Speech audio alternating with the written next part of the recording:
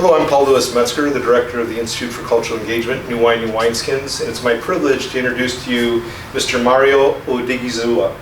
How did I do on that? That's it. That's good. I did better than that with that than I did with my own last name of Metzger. I sometimes trip up on that. But Mario works as a leader with the National Alliance on Mental Illness.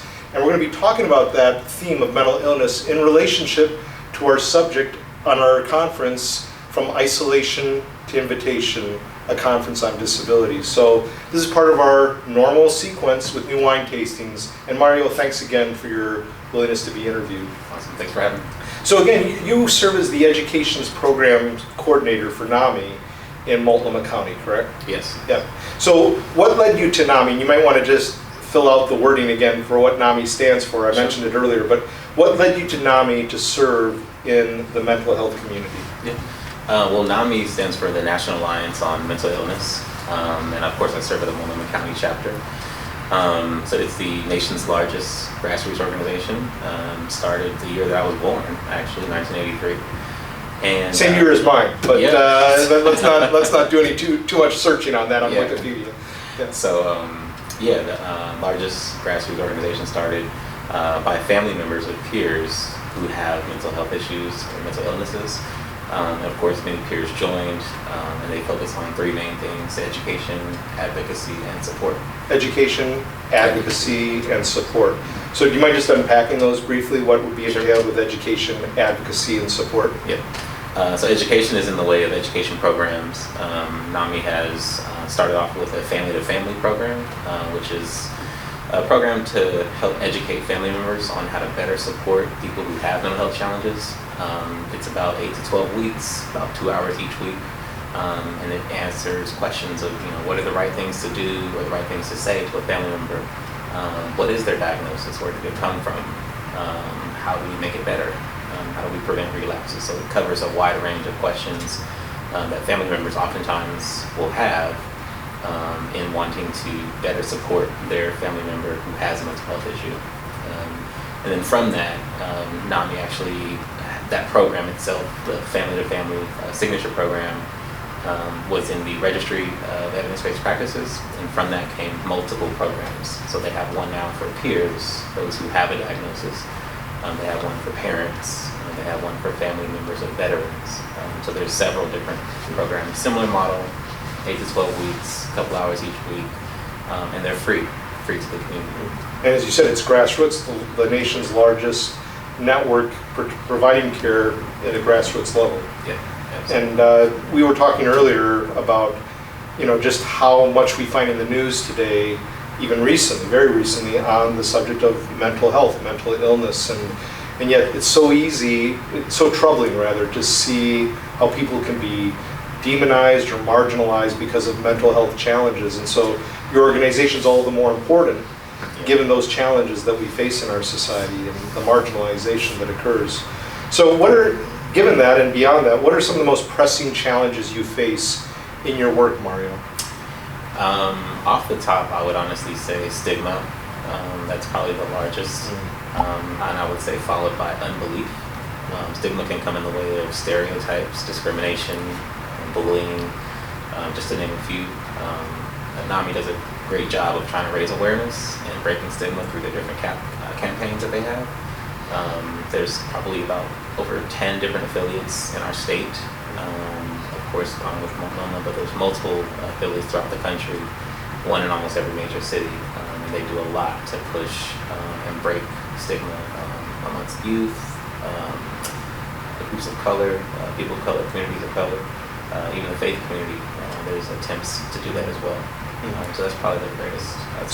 So stigma, and then you said also just disbelief. And I should just clarify, Multnomah, in case you're not aware, for those who are not part of the greater Portland area who will watch the video, Multnomah County is where Portland is situated, so in Portland, Oregon, so the county that Portland is a part of. So, but could you speak to the disbelief issue? You mentioned stigma. What about disbelief? People just don't believe there is such a thing as mental illness? That's plain and simple, yeah. I faced that when I first initially came into services with NAMI. My family initially didn't believe anything was wrong, so I didn't believe anything was wrong.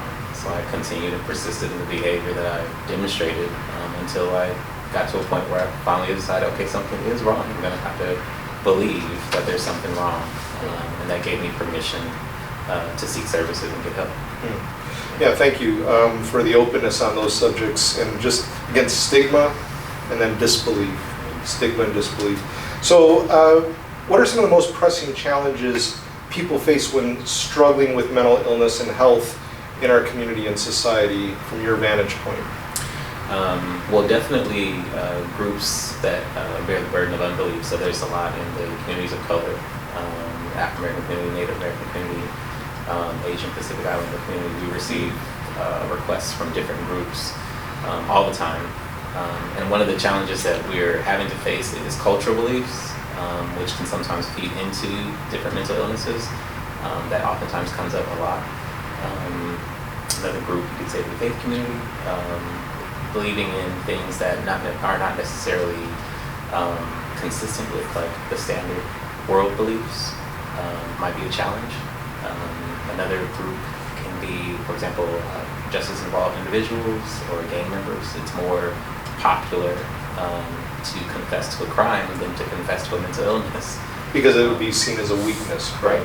Rather than, a crime being seen as a badge of honor at times. So I've learned of that from some of our family partners at our affiliate office. So there's a couple different groups that are kind of dealing with that piece of unbelief or stigma, but that component of that there's something wrong is where a lot of people are still at. It reminds me when you're talking about the faith community, pastor who actually participated in our conference from isolation to inclusion said that with mental illness, he said so often in the church we're good at dealing with problems from the neck down, but not with problems from the neck up.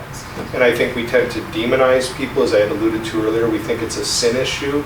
Or no, it's a biological, physiological, psychological struggle, and we're all on that spectrum in one sense or another. And I think it's very hard for us to admit it because of a sense of shame or what have you. And just the structures and the corporate psyche that we have as a culture, not to be weak in any way. So again, all the more importance attached to your work. From your vantage point, having spoken on the conference, alluding to the conference from isolation to inclusion, a conference on disabilities, and what we're doing at New Wine, New Wineskins on that theme, what is the relationship from your vantage point between mental illness and disabilities? I think it depends on how severe a mental illness can be. I think that can kind of determine the relationship.